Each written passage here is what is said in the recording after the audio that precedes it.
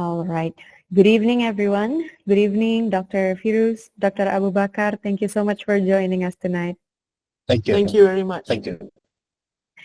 Okay, thank you, doctors, and thank you, everyone. Welcome to tonight's urgent and timely webinar hosted by the Asia Middle East Center for Research and Dialogue. Tonight, my name is Andrea Sharanjani, and I will be moderating this discussion with Dr. Ferooze and Dr. Abubakar.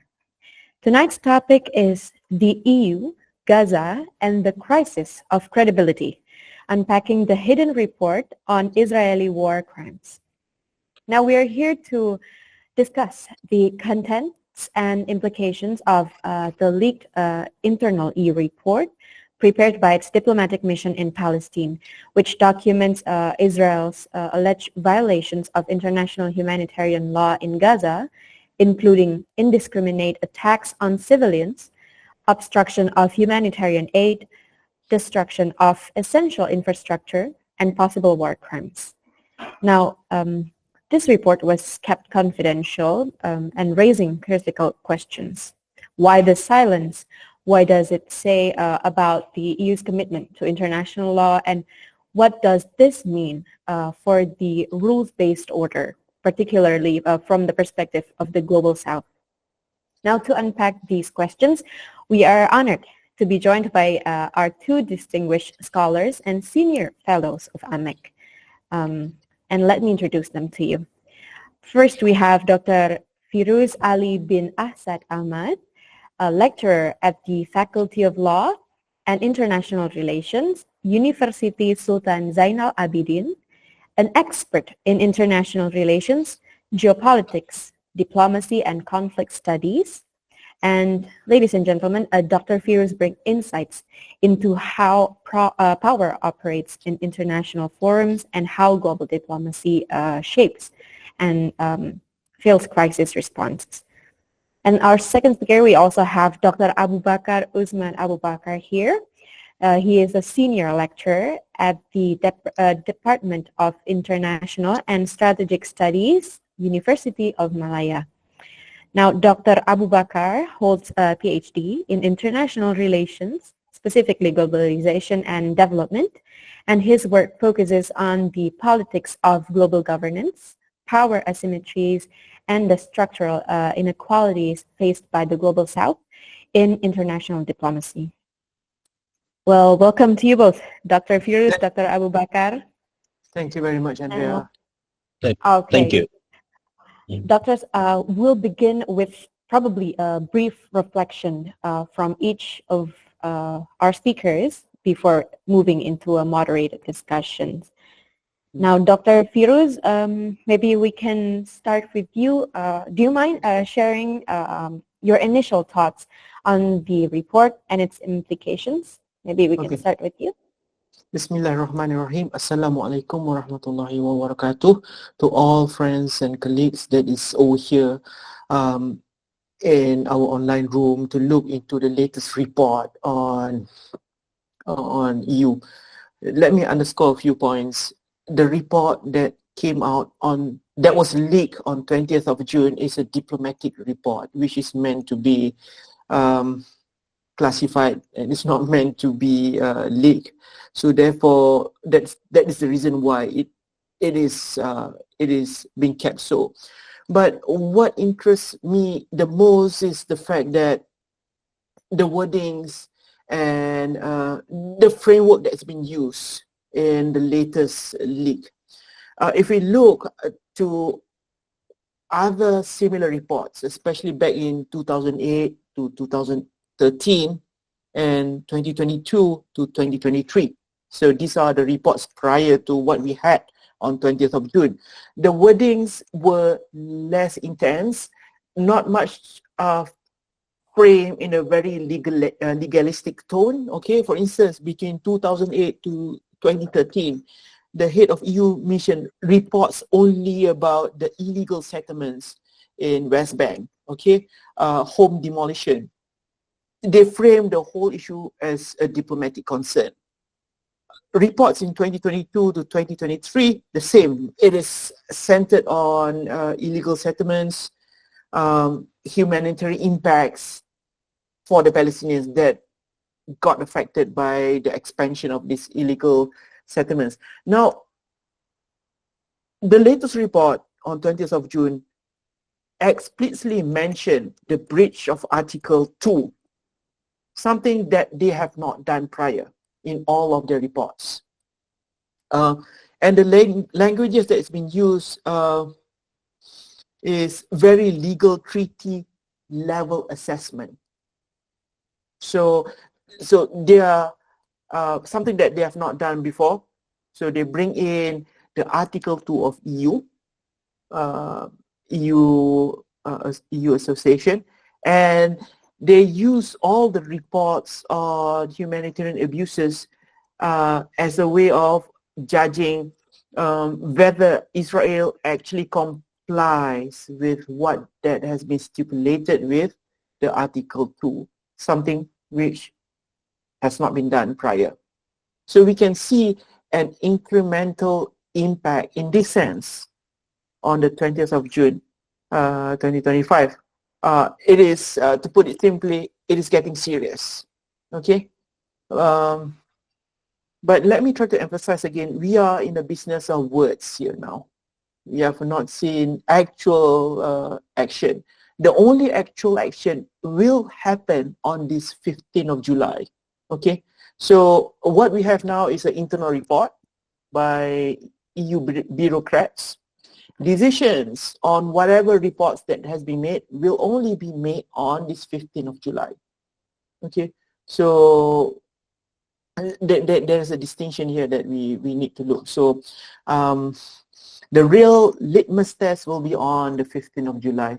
So I will stop here. I will give a chance to my friend Dr. Abubakar. Maybe he has insights other than mine. Okay, Dr. Abu?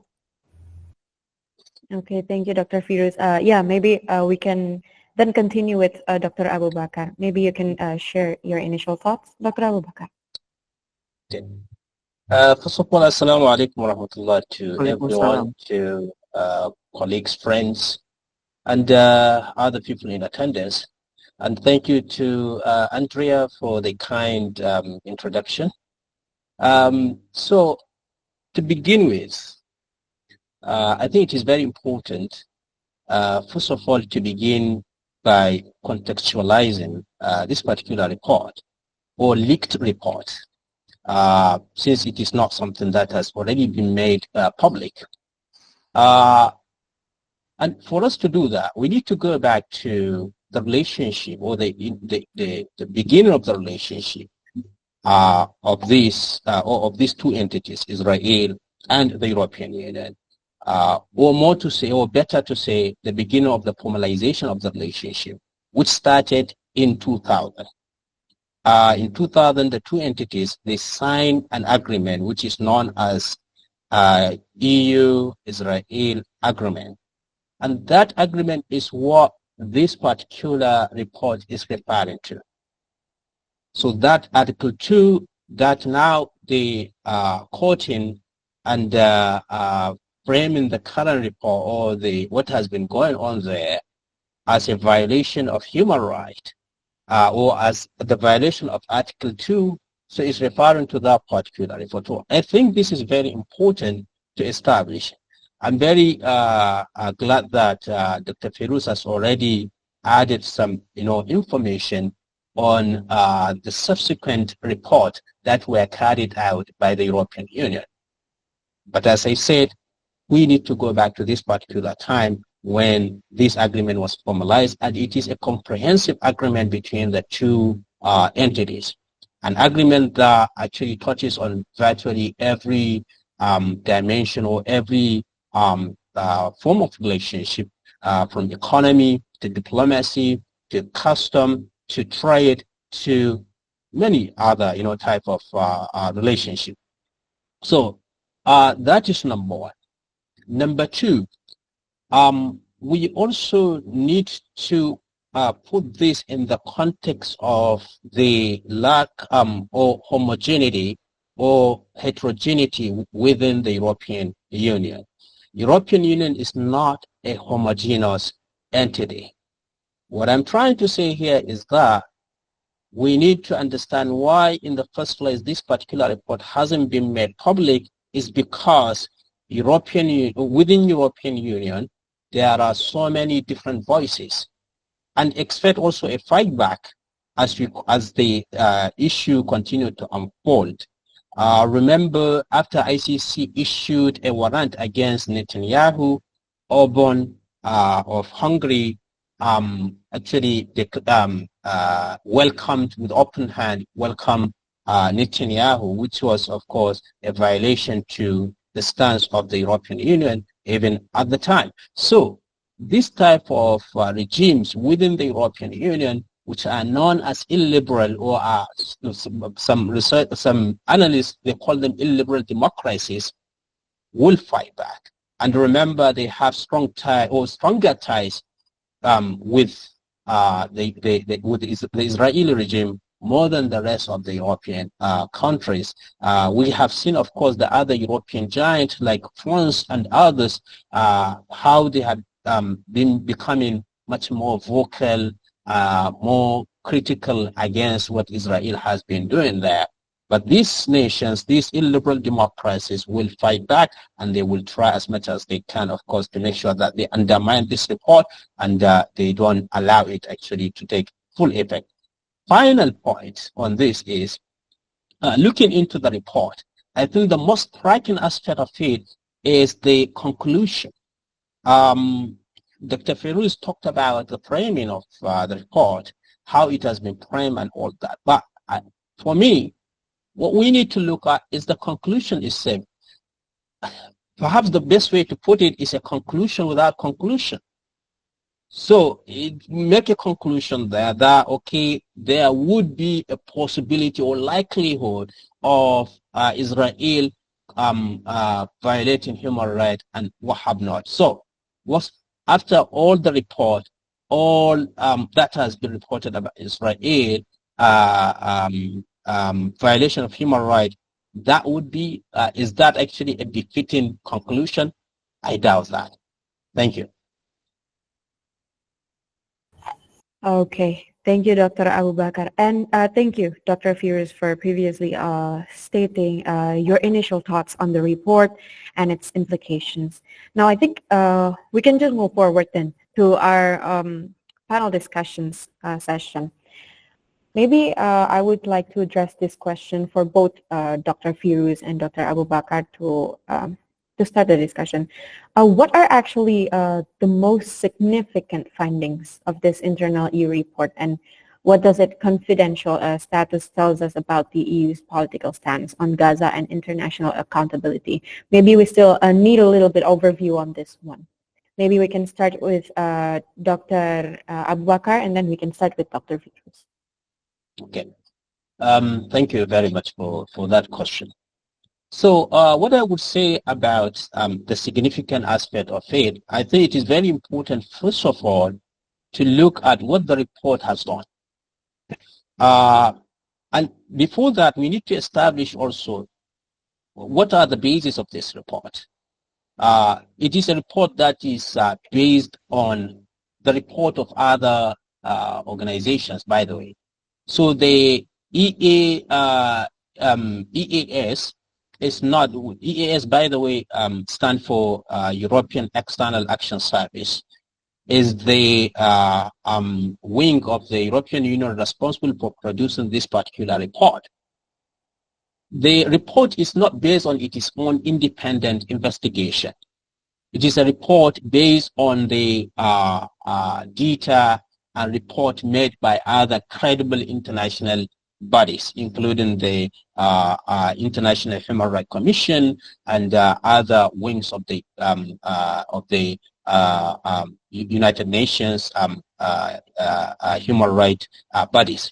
So that is, I think, very important to establish. The report itself has touched on all the violations, probably all the violations that, Israel has been accused of or has committed, including displacement, all the atrocities, by the way. So perhaps it is very important to highlight the main aspect of it, and that include, as I said, the issue of all the violations in the West Bank, the violations in other occupied Palestinian territories, and of course, above all, what the what the Israeli regime has been doing since October the 7th, or even long before that, in Gaza. So, again, to your question, then this is what the report has tried to do. Try actually to look at all those violations that the Israel has been accused of, and to be or to bring my point home. There is nothing new in the report. It's something that we have heard again and again, something that has already been established beyond reasonable doubt. If there is anything that is surprising or significant about this report, is the report not confirming or concluding on the atrocities that have been committed by the state of Israel or by Israel. I think for me, this is the most striking or significant aspect of it. But other than that, everything else that we have seen and we have read in this report are things that have already been reported by various organizations and bodies and researchers and what have not. Okay, Dr. Abubakar, thank you for the insights on the most significant findings of this internal EU report. Now, I think we would like a little bit overview from Dr. Ferooze. Dr. Ferooze, what do you think? What are the most significant findings of this international EU report, and what does this confidential status tell us about it? Sorry, sir, you're muted. Okay, fine. So I would second what Dr. Abubakar just mentioned just now. All the reports that has been mentioned inside, inside EU's latest policy paper is something that we have known all along. Okay, even the reports that they have actually compiled are based upon other findings, especially from United Nations agencies. So they are basically compiling, and they mention the reason why they are doing so, because they don't have, they don't have an office in Gaza. So therefore, they are relying on some of these credible UN agencies to form some form of conclusion. That being said, whether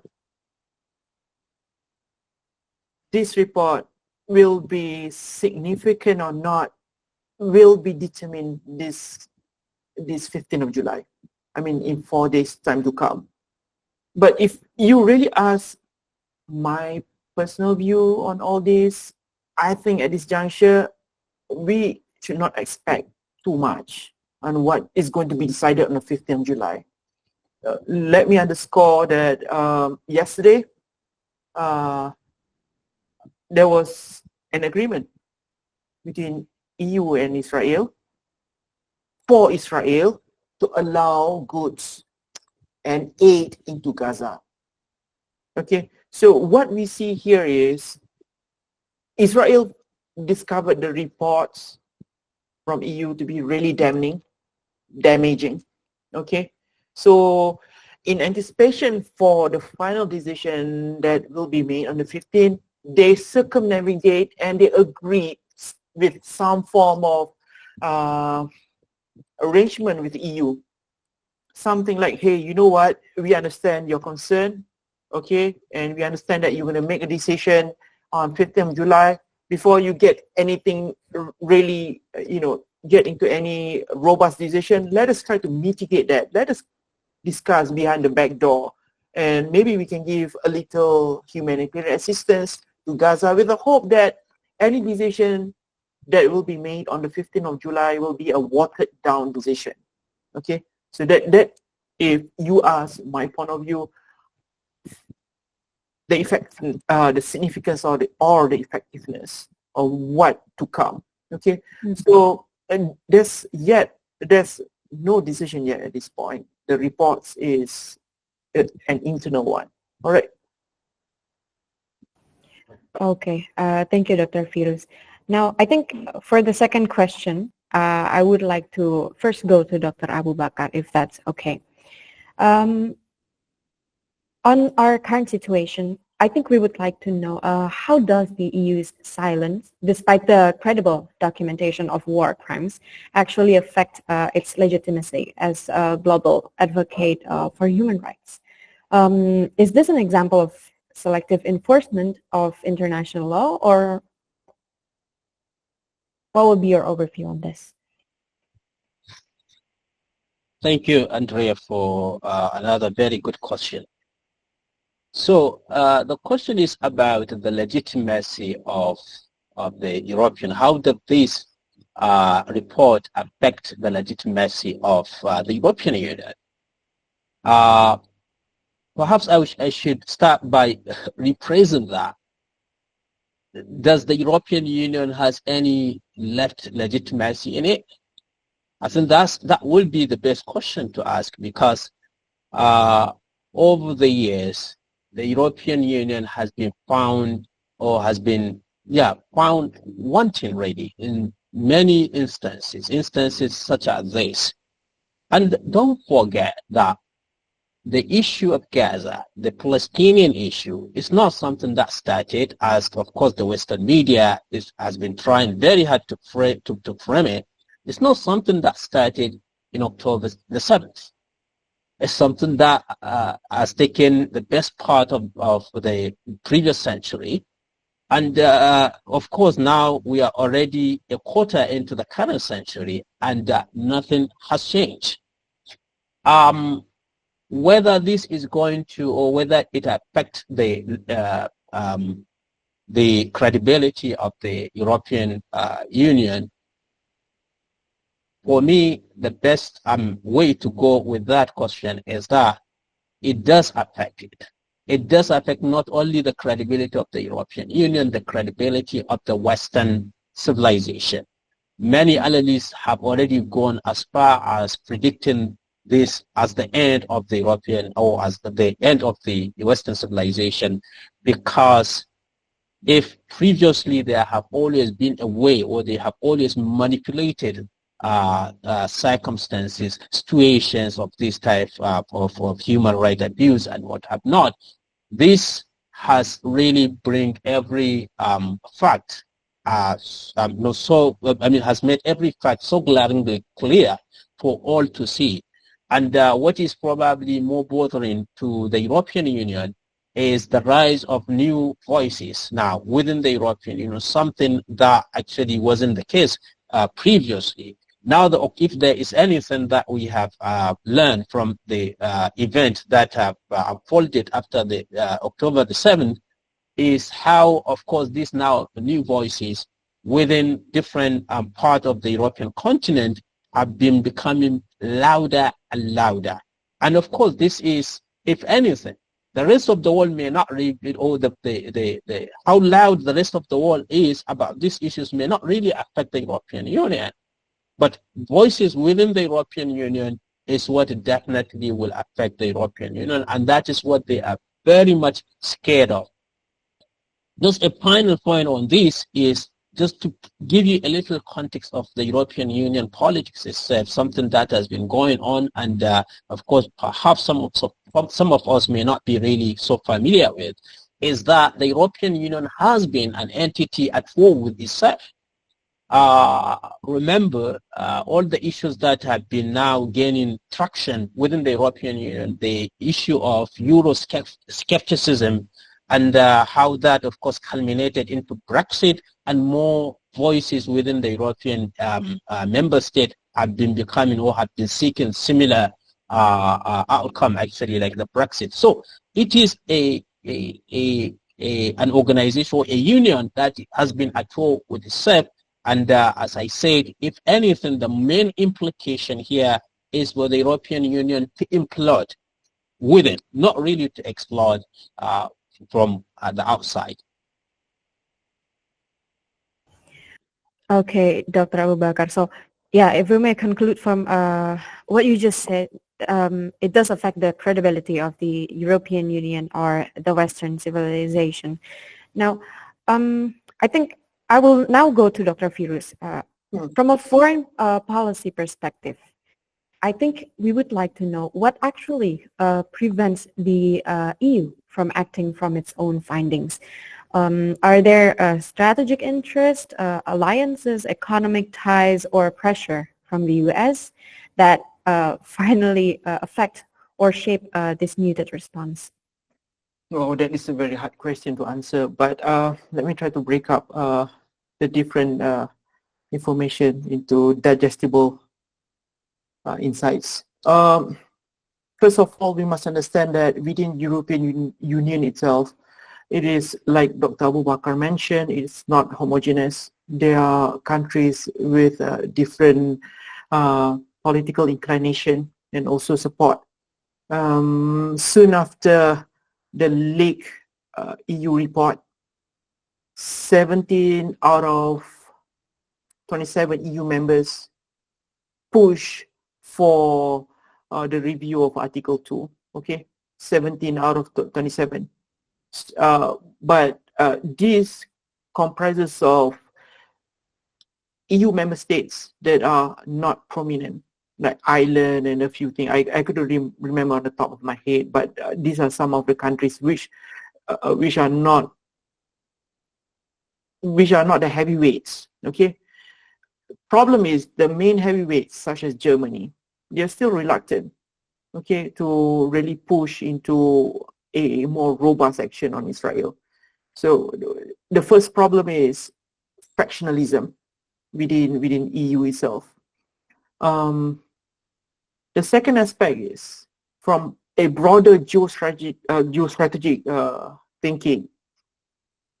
Perhaps EU at this juncture wouldn't want to take a robust action on Israel for the fact that they might not want to anger the United States. Remember that Israel, US, they are close allies. So, and at the same time, EU through NATO is fighting with Russia. Okay, so we will never understand the way how Donald Trump will think. Perhaps he might see potential EU action on Israel as an affront to the United States, and he might stop funding NATO to go against Putin in Ukraine. So they must be careful in that sector, perhaps. That is maybe the path that they are trying to tread really carefully. So that could be one of the cases, if you ask me at this juncture.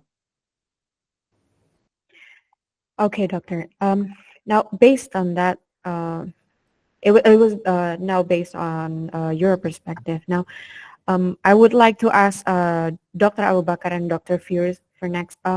What impact does this suppression of such reports have on the future of international humanitarian law?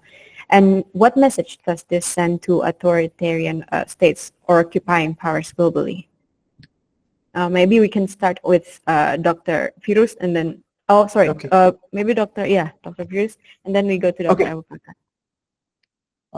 I wouldn't say that it is a suppression of the report because it is an internal report. It is the normal diplomatic protocol to have any internal reports to be within a system. It's not meant to be leaked, but for better or worse, the report is being leaked, and we now understand there is a change of sentiment within EU bureaucrats on this whole issue.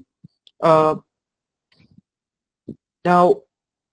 while there is a change within EU bureaucrats, the question that I ask, would this change be reflected within EU political echelon? Okay, would EU political leaders take the insights from the bureaucrats and translate that in some form of political action, which will be judged this 15 July? Okay, so that is That's my insight at this point. Okay, Dr. Abubakar. So what's the question again, Andrea? The question was the impact. What impact does the suppression of such reports probably have on the future of international humanitarian law, Doctor? And what message does this send to the authoritarian states or occupying powers globally? So first of all, I think the best way to look at it is international law broadly is a law that is known to be soft law. That is how it is usually framed, because the powerful state always get away with whatever they want, with all the violations that they commit. And we also have to remember a point that I have mentioned, and I think Dr. Ferooze also mentioned earlier on, which is the international law itself is a product of the Western civilization, which I believe, personally speaking, I would say it is at the lowest ebb right now. It is a civilization on the brink. And all these actually are signs of that actually this particular civilizations is eventually is eventually going to crumble, because they themselves, those that have set the law, are the one now that are publicly and without any remorse, they are breaking it, or they are supporting entities that are breaking it. And another very significant point that we have to bear in our mind right now is the fact that the international system, okay, laws are there and have been put up, but following the laws are a different, or implementing these laws is a whole different matter altogether.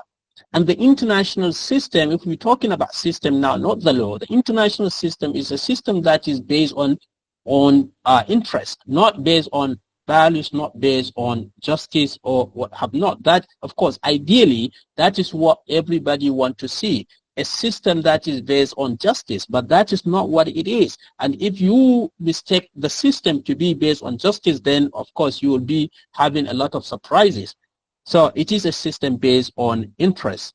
And these entities, including the European Union and the other powerful nations in the global north, are always pursuing and pushing for their interests. Whenever there is a competition between these values that you're talking about, the humanitarian values and what have not, whenever there is a competition between them and their interests, always the interest wins. All the time. All right, so very important to keep that in mind. Finally, on the implication on this, I think you mentioned something about the authoritarian state. So I think the biggest lesson from this and from multiple other events that have happened previously in history is that the European Union and other powerful nations of the global north, they don't have problem with authoritarian states. They don't have problem with states that violate human rights. What they have problem with is states that don't comply with whatever they want from them. And of course, the biggest example, or the best examples, the best of examples here is the state of Israel itself. And there are many other authoritarian regimes all over the world that are friends to these entities, and they continue to deal with them and to have strong ties with them. So they don't have problem with, authoritarian state or violations of human rights. What they have problem is, as long as you don't comply, then you have problem. Even if you are a democratic state, even if you honor and you respect human rights, still they will have problem with you. So to me, this is basically the best way to look at it. Okay, Dr. Abubakar. Okay, maybe for the next question, I would like to still ask probably to Dr. Abubakar. From this situation, what lessons should ASEAN, OIC, or even other Global South institutions can draw from this situation? And how can they push for more consistent and credible application of international law? Thank you. Very interesting and challenging question. But I think the best way to start, or the best place to start with regard to this particular question, is the Global South has to come together. All right. The Global South has to, come together and understand that the Global North don't care about the Global South, don't care about, human rights of the Global South. They don't care about, democracy of the Global South. What they care about is their own interests. And here I will introduce a little theoretical frame here. A lot of what we see, or we continue to see, are neo-imperialism, neo-colonialism. They are all attempts at that. And that is why many times you see lack of consistency in the global north, the European Union and what have not, because the thing is, what they care about, as I mentioned earlier on, coming back to that point, they don't care about, the values. The values are a smoke screen. What lies behind the screen is what you should really pay attention to, or we should all pay attention to. We should really look beyond the screen itself and try to detect what lies behind. And what lies behind is scary, because what lies behind are these hypocritical stance, and as we have seen over and over again, whenever they are put to test, they always fail. So that is one.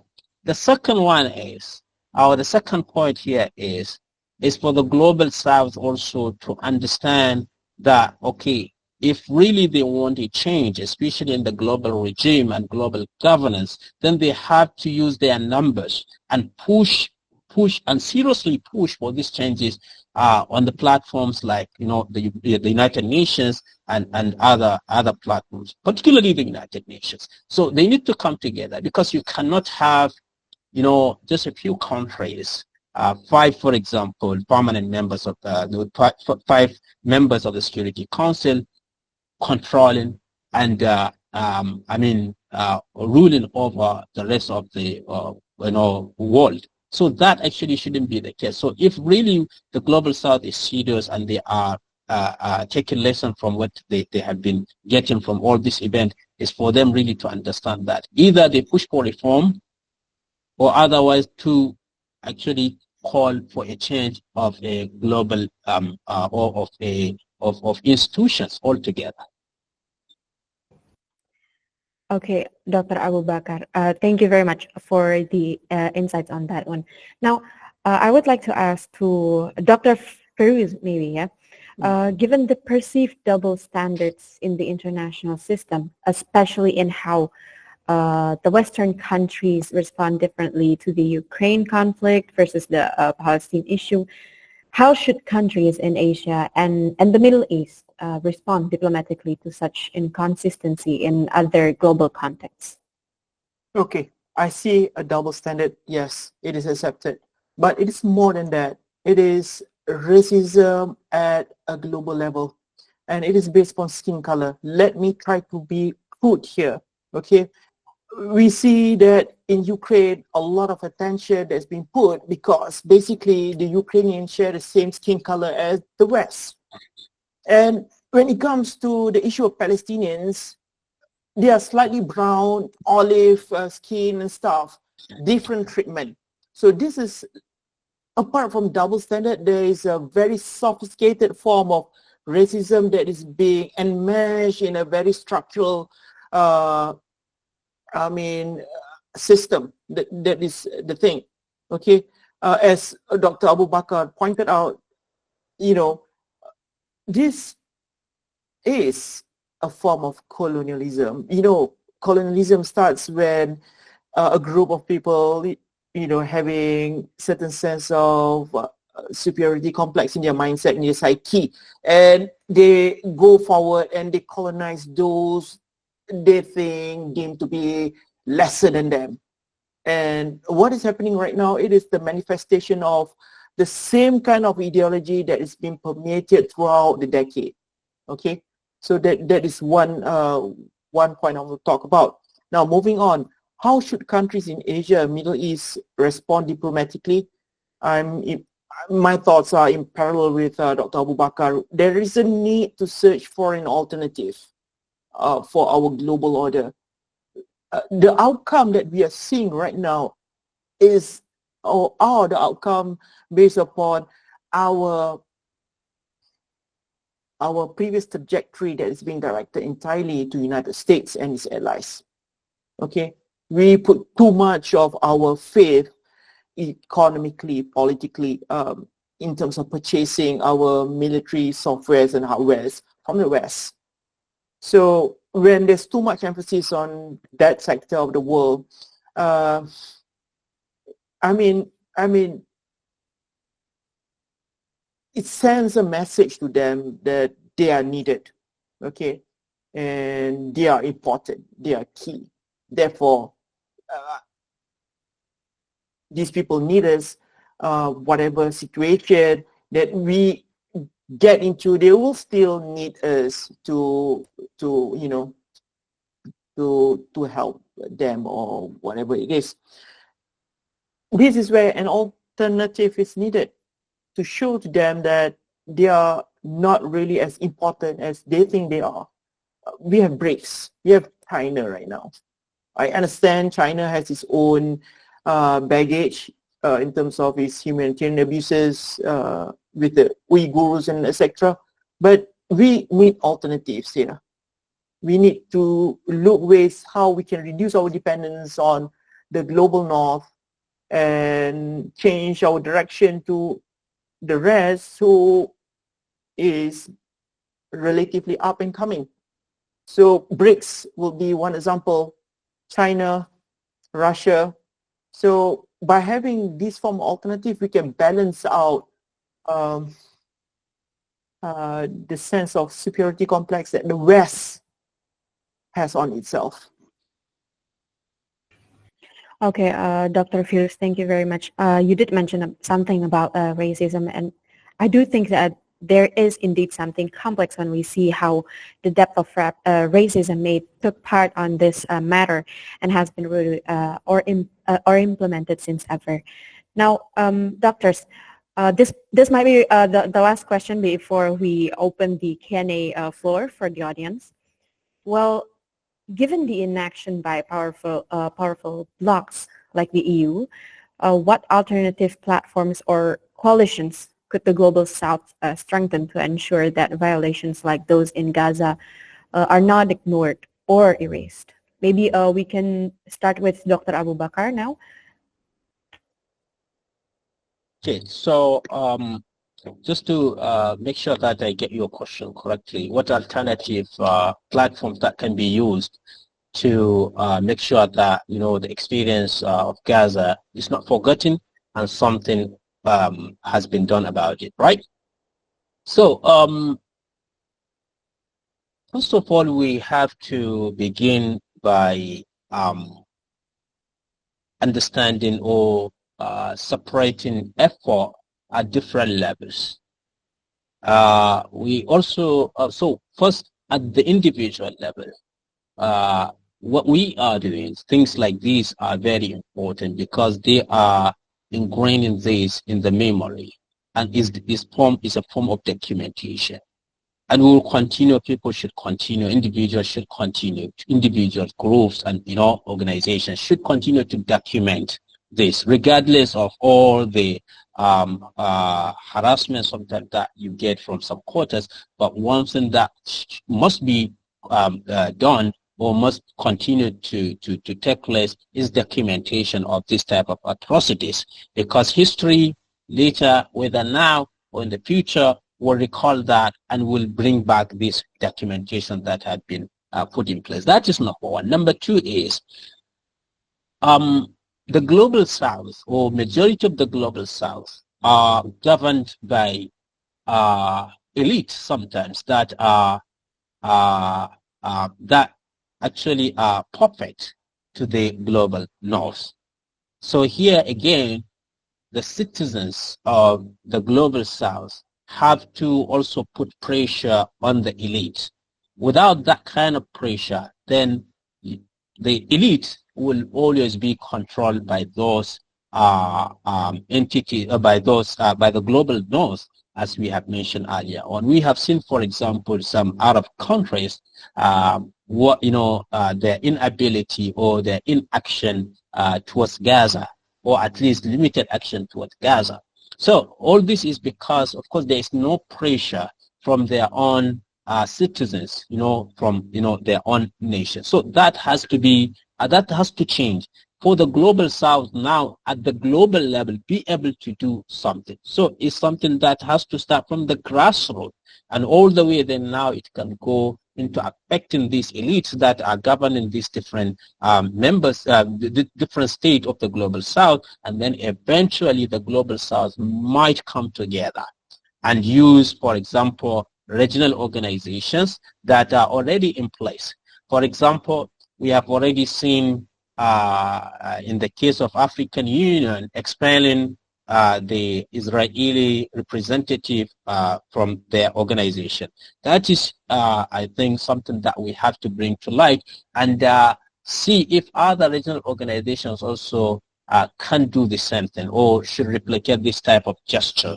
And then, of course, by doing that, then maybe we can take the next step of now using these regional organizations to make their voice loud, on platforms like the United Nations, where probably they can force things to happen. So in a nutshell, I think that is what I think can be done with regard to the issue of Palestine and the atrocities in Gaza. Okay, Dr. Abubakar, that means you mentioned three different things that can be done to strengthen or ensure that violations like those in Gaza are not ignored. We can start with documentations that are important because everyone recalls for documentations when it comes to history. And then pressure from citizens and nations to the elites are also important. And the loud voices that we keep saying on the international or global platform on this matter. Now, Dr. Ferooze, maybe you have other opinions on this or maybe other insights on this one.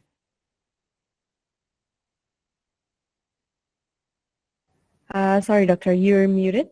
Okay. So my thinking is more or less the same as Dr. Abubakar in terms of the grassroots involvement and etc. Let me try to add further insights on this. I favor a multi-pronged approach. The first approach, as Dr. Abubakar mentioned, grassroots involvement. Within the sector, perhaps we can explore some form of coalition within Southeast Asia or within other regions that have concern on the issue of Palestine, coming together, forming a huge lobbying group and going forward into the United States and using ways to lobby the senators over there. Okay, my question is, AMEC has done it for years. Why not having an alternative to AMEC inside of the United States to do two things? Number one, to educate U.S. congressmen on what Palestine is all about, what their struggles. Number two, maybe to further influence and lobby the Congress on this issue. All this while, the Congress has been at the receiving end of AMEC's information, disinformation. So they need an alternative there, okay? It is easier said than done, I understand. It requires a lot of legal approval inside United States to be registered as a foreign entity, okay? But it can be done and with a lot of groundwork in the first place. The second approach is, as I've mentioned just now, to look for an alternative world order, perhaps focus on BRICS, China, and a few other countries to balance out the West. Okay, so from the elite level, perhaps this option can be explored. From the grassroots perspective, is the first point I suggested earlier. So through this multi-pronged approach, perhaps we can harness more effective outcomes on the Palestinian issue that we face. Okay, Dr. Ferooze. So we can all probably agree on the grassroots involvement in voicing out these issue. And also you mentioned about the involvement from other elites, perhaps the BRICS, to also voice out these issue to balance out the voices that made by EU in this matter. Also, if I may add, well, I do understand China is, again, as I mentioned just now, they have a lot of issues in their own backyard. But given the current complexity that we are in, there is a need to rethink about China and its internal problem. Perhaps there's a need for us to do a new approach towards the country. If you look between China and Russia, recently with the war, Iran-Israel, China is more vocal about Israel's attack on Iran than Russia. Putin at that time was playing a safe approach. Okay, so taking from that lesson, the question that we need to ask ourselves back: are we open enough to do a new approach towards China, a re-approachment towards China? The number one competitor for United States in the world is China. Okay, in terms of the competitiveness of producing new products and services is China. So can we use a new trajectory towards China? Okay, despite of its shortcomings, for the betterment of the world and also for the Palestinians. Because if we look into the core philosophy of China, they have an attitude which is more or less focused on anti-colonialism. Okay, so they have this kind of psyche in their government and in their society. Not the same as Russia. Russia, while they have some sense of hostility towards Western European because they are Eastern European, they are still inclined towards playing cold politics, cold calculation in politics. So perhaps in this case, a new reapproachment towards China could be considered as a way of creating an alternative to what I've just mentioned now. Thank you. Okay, thank you, Dr. Ferooze. So that means that we agreed on the grassroots involvement, and we also should reconsider about the reapproach to China as U.S. biggest competitors, if I may say, on this global stage. Now, ladies and gentlemen, because it's already about an hour of this discussion, I think we can now open the Q&A session from the audience. So please feel free to type them in the chat or raise your hand. Oh, we already got one question that previously was given to our admins, turns out. The recent report said that EU could sanction Israel, doctors, without consensus. Does this mean there's actually something positive that will take place, or this is just a lip service? Maybe we can start with Dr. Abubakar.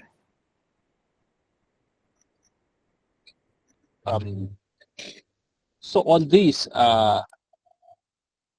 my own personal opinion is that I am not very optimistic about that.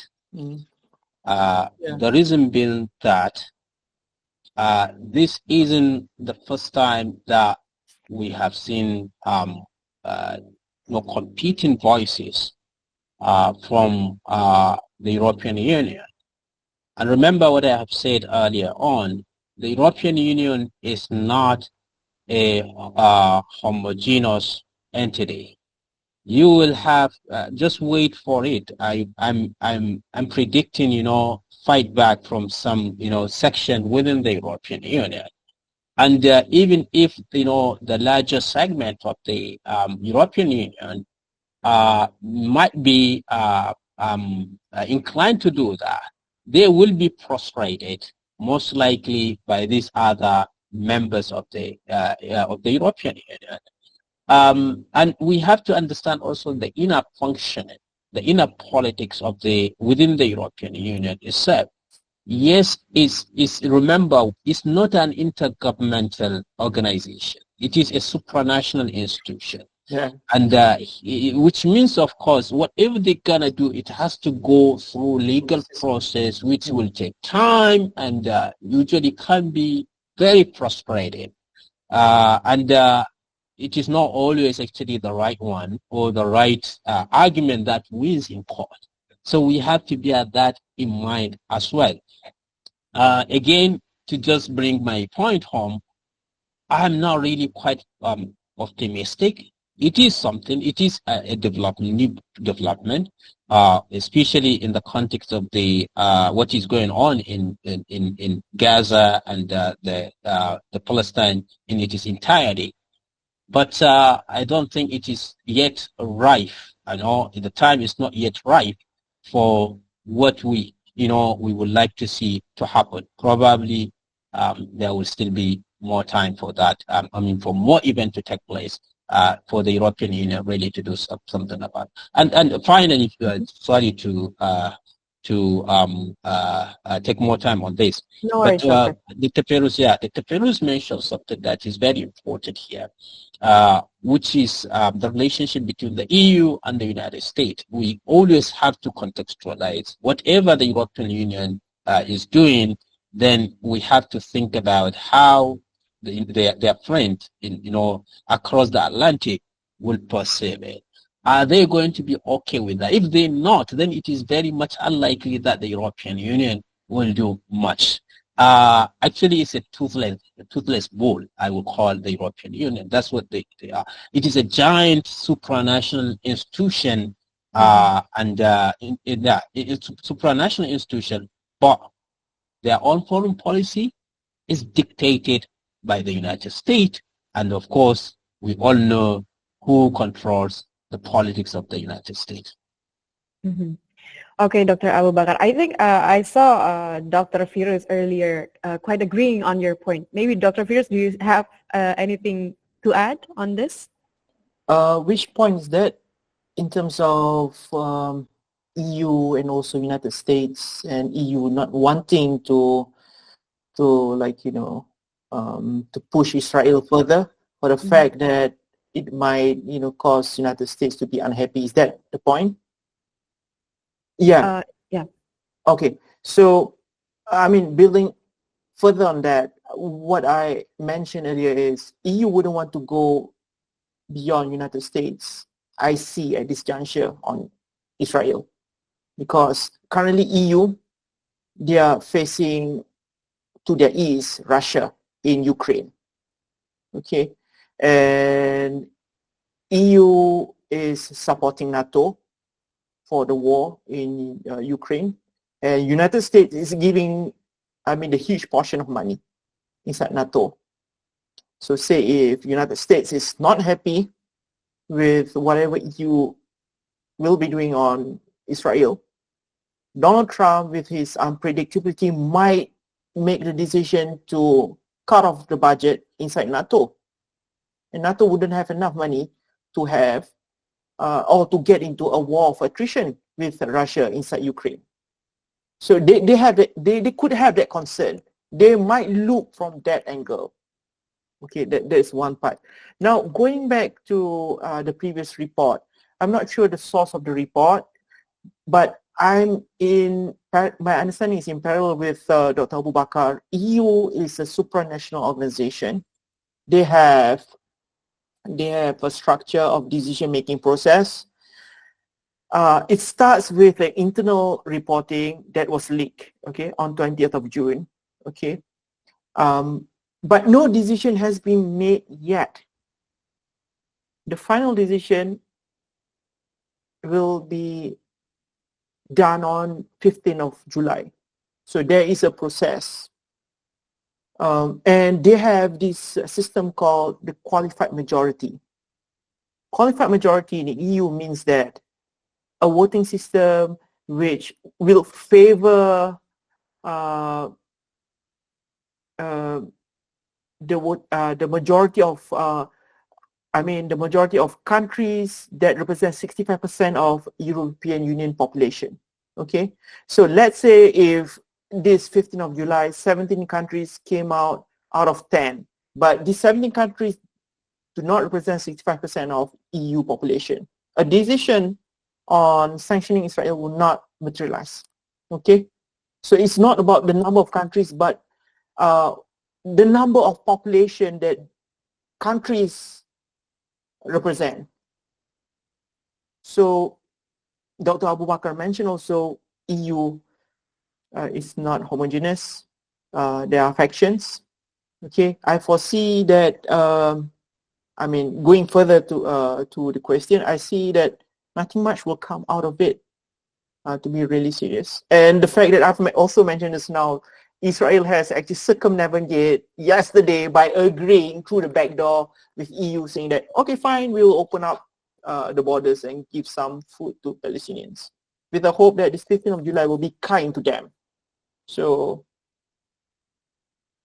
that is my response at this juncture. Okay, thank you, doctors. Apparently, we already have other questions as well, and we have one that raised hand. Maybe we can start with Dr. Mohammed that already raised his hand, and then we can go to our friends in the comment section, Ms. Gemma. Yes, Dr. Mohammed, you may unmute yourself. Yes, Assalamu alaikum. Yes, walaikum salam. Thank you, Brother Ferooze and the Brother Abubakar, for this wonderful, bold, and necessary discussion about the topic of Palestine. So we all heard about, and we all actually witnessed the level of complicity from EU countries, majority of EU countries actually, and recently we all witnessed that about the report that has been published by Francesca Albanese. So my question will be about how do you think this report that published by Francesca Albanese would be growing public support for Palestine across many EU countries? Okay, since it's for both speakers, maybe we can start with Dr. Ferooze, and then we can go to Dr. Abubakar. Dr. Mohammed, are you referring to your question about the recent censure by United States on Francesca Albanese? Yes, exactly. Yeah, that's right. The question is how this kind of sanction and the importance of the report that published recently by Francesca Albanese is growing public support for Palestine across many Euro countries. I see this as one of the policies under Donald Trump that often characterized as largely single track or gung ho. He makes decisions without thinking strategically. He for most part, he doesn't think about the implication that is going to be given to the United States. Well, my answer is short in this sense. The censure by United States on Francesca Albanese will certainly tarnish United States soft power around the world. It is slowly showing that United States is willing to go in line with Israel, no matter how morally corrupt or not certain issue is. Israel is moving towards the path of becoming a pariah state. And when we see United States following or try to toe its line with Israel, more or less, Israel will actually pull United States towards the same path of becoming a disrespected country. For Israel, it is going to the path of being a pariah state, but for United States, it will likely impact its soft power around the world. For instance, attacking a UN Special Reporter for Human Rights for stating all the different numbers and facts on what is happening in Gaza when everything's obvious, yet she's being attacked. So everything that is being done under Donald Trump is at the detriment of United States. It is slowly taking away the soft power the country is having right now. I mean, that is my answer at this juncture. Maybe Abubakar can further elaborate. Yes, Dr. Abubakar, you may continue. Okay, thank you, Brother Muhammad, Dr. Muhammad, for your question. Really, that is quite a significant one.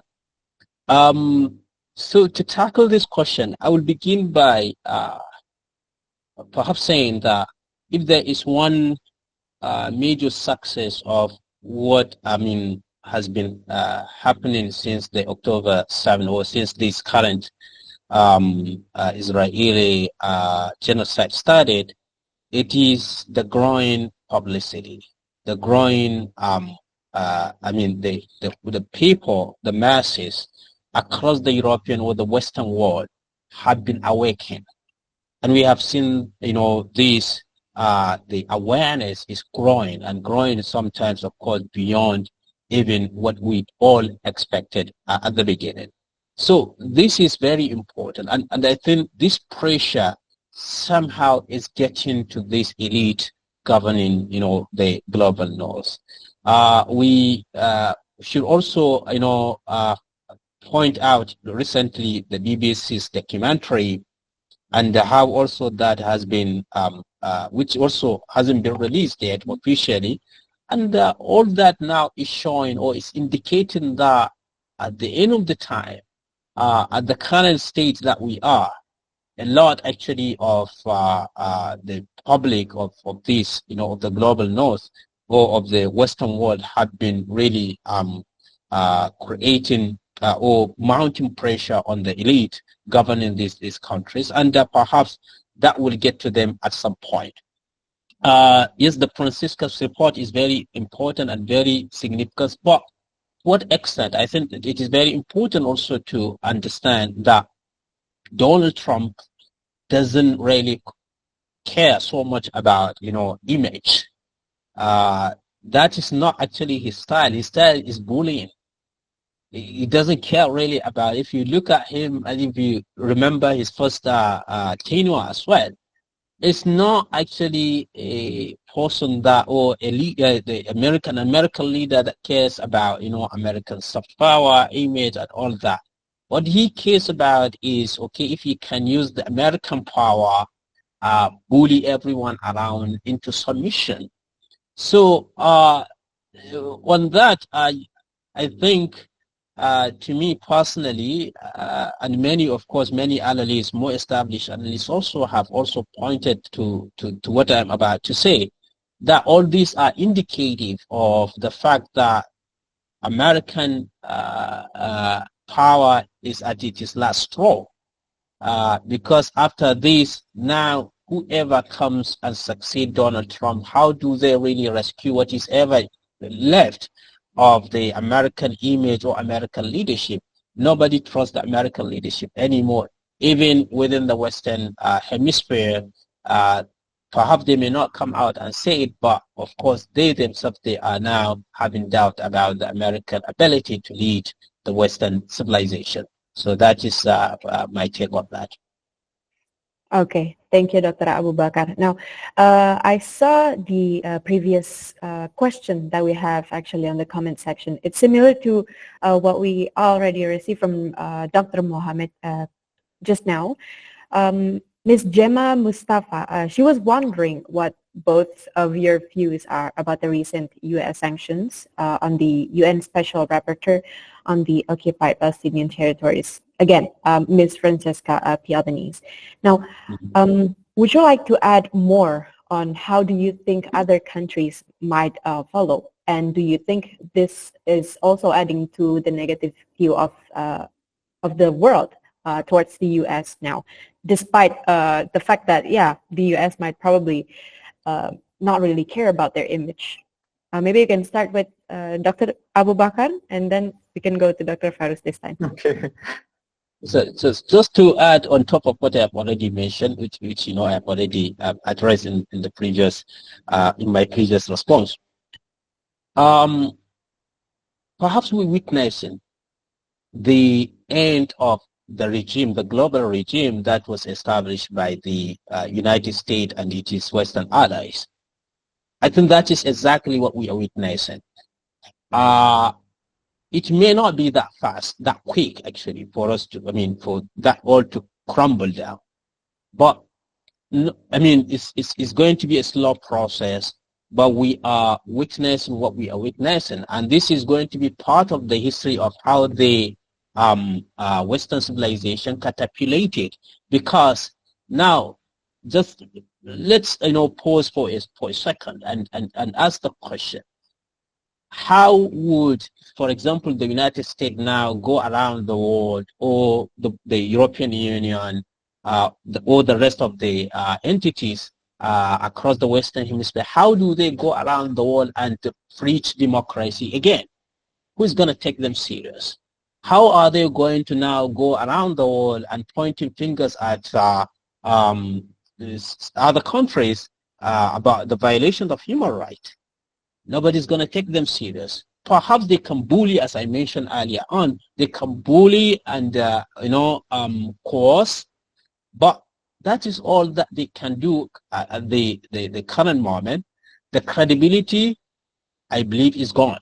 It's not there anymore, no more credibility. So that is why we are seeing now this new style.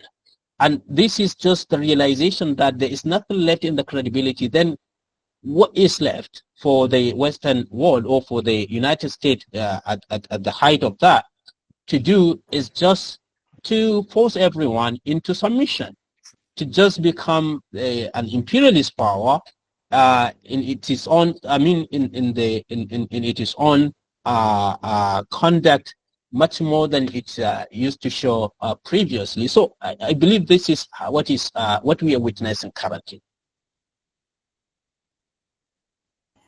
Okay, Dr. Abubakar. Dr. Ferooze, maybe would you like to add? Okay, in reference to the question about Francesca Albanese, as I've mentioned earlier, United States is willing to go along with Israel, no matter how absurd a policy is.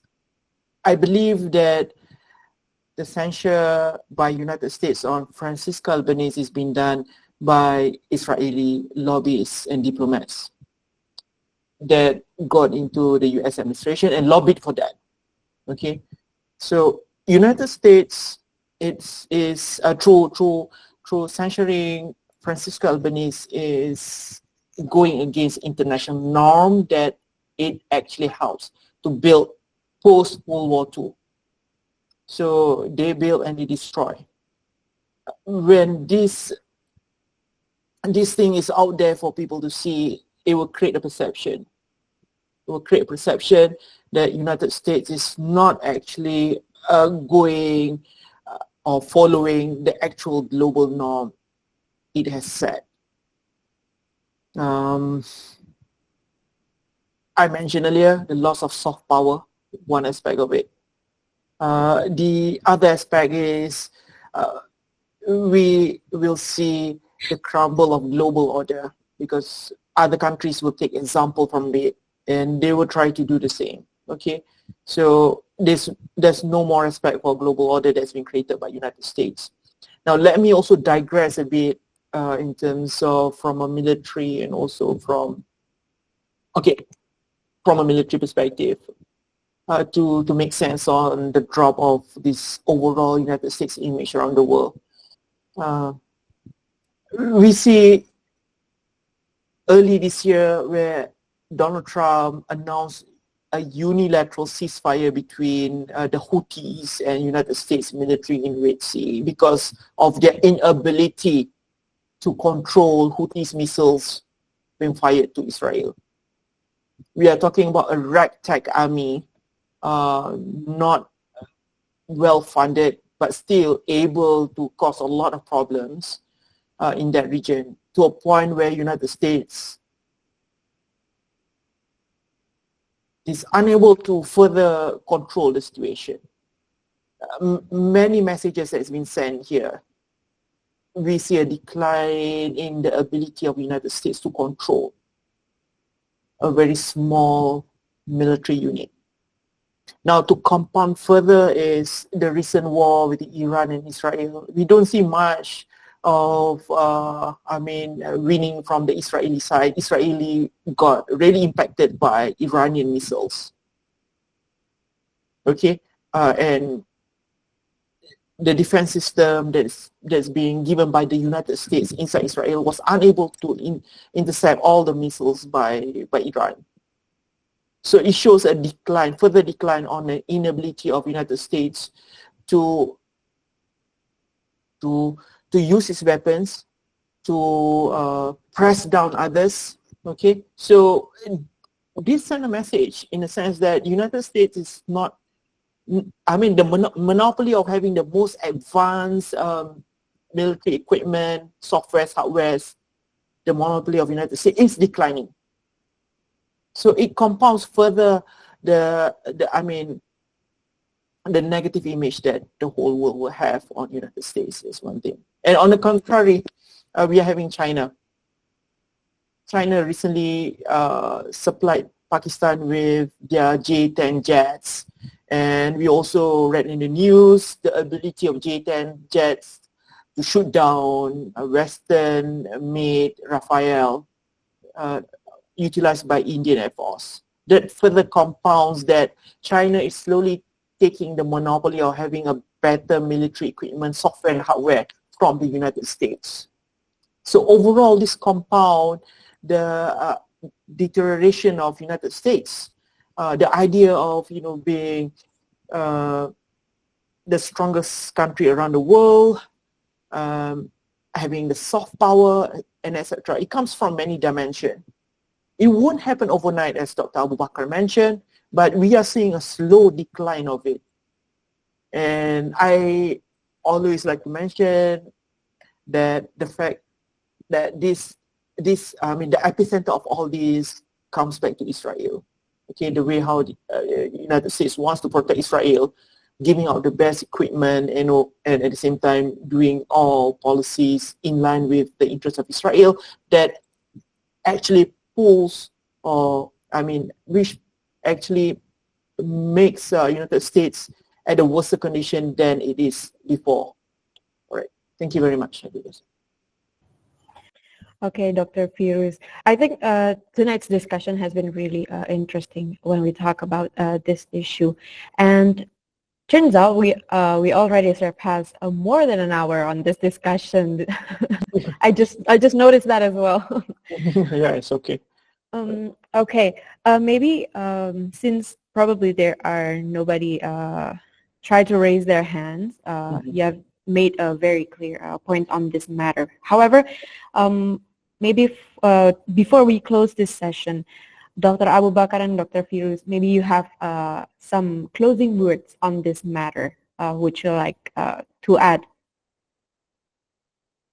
Maybe you can start with Dr. Ferooze and then Dr. Abubakar. Your question again, Andrea? Do you have any closing statements, Doctor, about this issue that you would like to address to our audience tonight?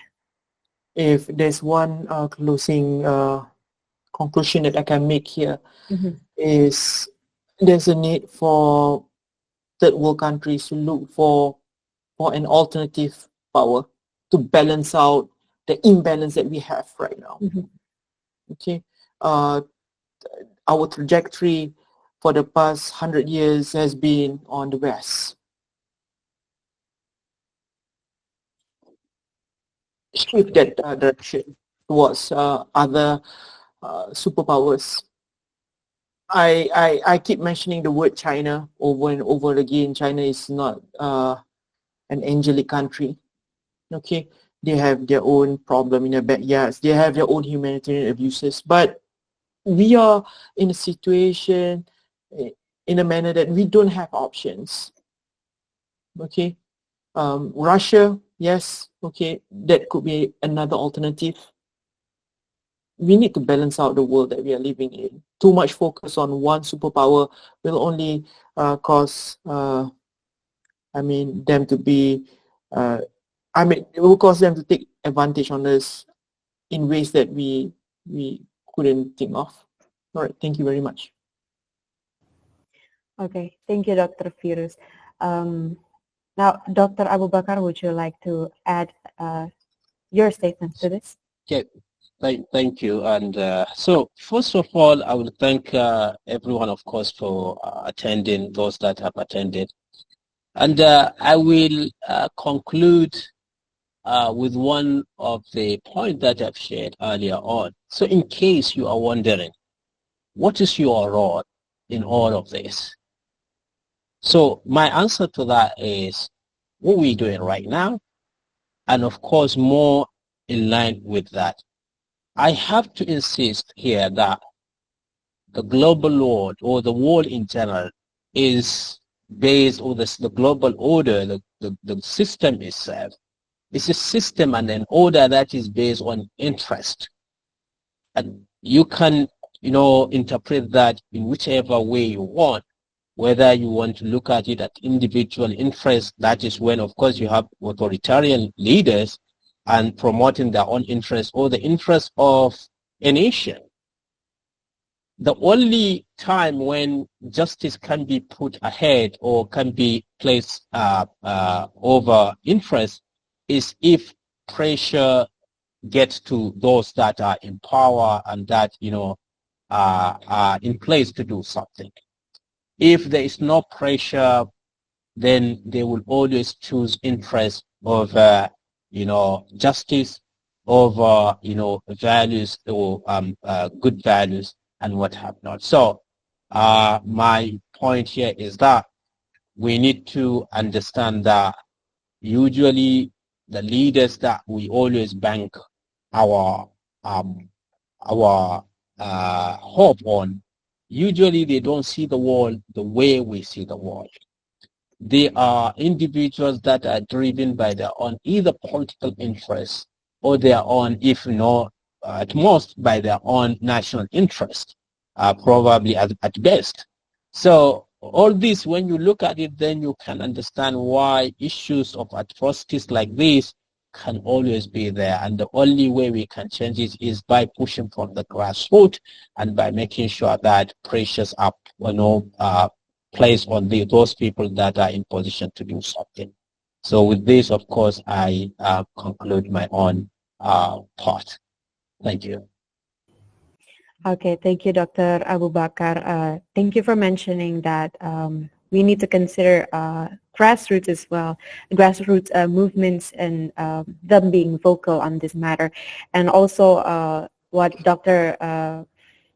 Ferooze already mentioned as well about considering China as probably one of the example of the power in this global stage that can balance out whatever is happening right now. Now, ladies and gentlemen, this session has made one thing clear, that the credibility of international law depends not just on the rules, but also depends on the political will to apply them without fear or favor. And with that, we also need everyone around the world, or whether it's from grassroots, whatever the background is, to always being vocal about this matter, because our voices matters. Now, Dr. Ferooze and Dr. Abubakar, on behalf of AMEC, we would like to thank you both really for the knowledgeable session tonight that we have. It has been a really nice discussion that we have with you, and I believe our audience would agree on that. So once again, thank you for your critical insights and courageous analysis. We also thank you all. Thank you, Doctor. Thank you very much for inviting me. I'm really proud to be part of AMEC, and I'm certainly looking forward to share my insights and also listen insights from others on the scope of our work here in AMEC. Thank you. Thank you, Dr. Thank you, Andrea, also for moderating the session skillfully and wonderfully. Thank you, and thanks to everyone. I'm really grateful for the invitation, and I'm always open to sharing whatever can be of benefit to all the communities. Thank you. Definitely. My pleasure, doctors, and our pleasure, AMEC, for having you guys tonight. Now, ladies and gentlemen, we would like to thank you as well for coming to this session. It has been a really nice session with all of you. And please follow AMEC's work across platforms that we already provided and continue to support efforts that elevate global South voices, definitely. And don't forget to challenge the double standards and defend justice in international affairs. Once again, Dr. Muslim, would you like to add further information that we have spoken about? Yeah, maybe. Dr. Muslim, would you like to open your microphone, maybe? Thank you very much. I am very happy to have heard all the good insights from Dr. Ferooze and Dr. Abubakar, and thank you, Andrea. You did a great job. Thank you. Okay, thank you very much, Dr. Muslim. Once again, thank you, Dr. Ferooze, thank you, Dr. Abubakar, and thank you, everyone, for coming to this session. Thank you very much, all. Thank you, Andrea. Thank you, Dr. Muslim. Thank you, Dr. Abubakar. Bye.